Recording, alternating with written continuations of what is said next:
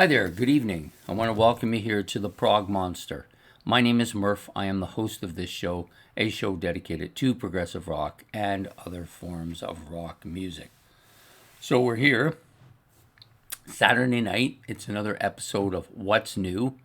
What's New is an episode I do every week in which I talk about an album that came out in the current year. In this case, it's 2025. So this particular album that I am doing today, there's no we here, that I am doing today is an album that I was going to do, I think it was last week, and then I chose a different album at the last minute.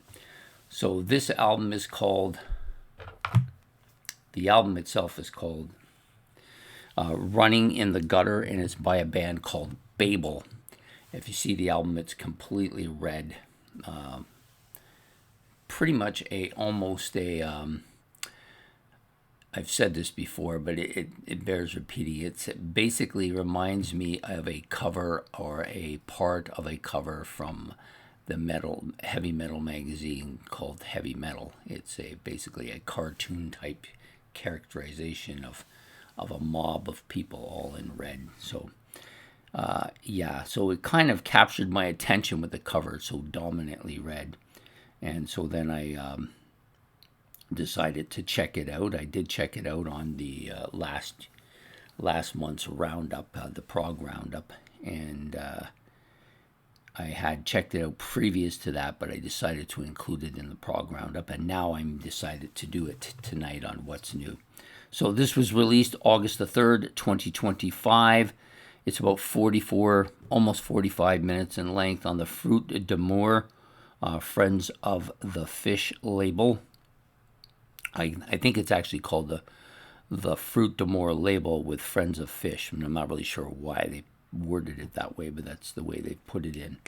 Appearing on this album is Karen Langley on vocals, Rob Williams on guitar and guitar synthesizers, and John Sharp on drums, with guest artists that include both Paul Smith, acoustic bass, and Chris Gill, bass. Now, it doesn't give you who the backup vocalists are or who the male vocalist is, but I assume that is probably Rob Williams.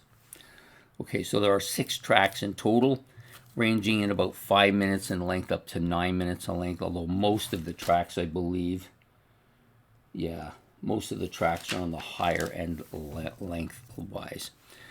It starts out with first I'll tell you a little bit about the album. It's very kind of almost symphonic in nature, but not usually. With symphonic rock, there's a lot of stuff at the top, and then you got some heavier stuff underneath. Not so much with this. This is more pastoral that way, almost a haunting noise sound to it at times. It's got a bit of a psychedelic or a spacey flavor to it as well. Not overly guitar driven, but there is some notable guitar stuff on it. Pretty much a keyboard kind of symphonic sound to it, or synthesizer sound to it. Now, it does not say who plays those instruments. There is no indication that there's even any kind of guitar sound. Now, the guitar synthesizer might actually be the instrument that we're hearing there, and maybe not keyboards at all. Sounds a little bit too keyboardish to me to be a guitar synthesizer, but I could be wrong here. Also, the lyrics are, they're sung. It's a very slow singing arrangement. It almost sounds almost like spoken music, but it's too fast for that. It doesn't really have that kind of monotone flavor to it either. Overall, it's a pretty strong album, I think. I don't think it's a dominant album, nor do I think the instrumentation is dominant. They're trying to create a mood here, and I think they succeed in doing that. So we'll talk about the songs in general, or specifically, I should say. One Big Family, which is the opening track, is also, I think, the shortest track on the album. It's got a slow, up-tempo percussion noises at the beginning. The vocals are high-end, melodic, kind of background-sounding vocals. The backing vocals are tuned they're a little bit further back in the mix, even, I guess is the best way to put it. Keyboards, very dominant here. Clear, but lots of synthesizer-like simplicity here. The vocals are female, I think mostly female sounding. They do have a kind of a husky feel to them, so they're not like a strong sounding female voice. There is that female inflection to it, but it's a kind of a husky sound to it. I didn't mind this track. It was a pretty good opening track. The next track up is The Best Restaurants. I think, if I'm not mistaken, this is my favorite track on the album. It's slow, melodic, laid back, lots of synthesizer here. The drums are kind of forward in the mix. I think the keyboard solo, or the guitar solo I should say, is eerie, haunting, melodic, slow, dominating, and kind of lengthy on this particular track. The vocals are husky with a kind of a clear forward female sound to them, but there is a male inflection on here as well. The twin vocals, or the backing vocals, that kind of move into a kind of a drum nuance that goes on. So you got the vocals and then the drums slowly kind of take over. It's pretty much a synthesizer dominated end of this track. A fairly lengthy track, almost 9 minutes in length, but I liked it. It's catchy and it's a feel good for me anyways. Next track out is The World That We Know. Starts out with a kind of guitar picking sound, and then it becomes more kind of heavy riffing sound throughout the track. There's a nice key part to it, moving up into a more predominant sound here. I would say the synthesizers are kind of start to take over. So what you get is you get like a guitar part that kind of starts to move and gets turned into kind of a riffy sound, and then you get that starts to fade, and you get a keyboard part, and then that starts to fade, and you get more of a synthesizer part at the front. So they're kind of moving from one sound to the other, I guess. So multiple instruments going on. A mix of heavy riffing and parts in the background.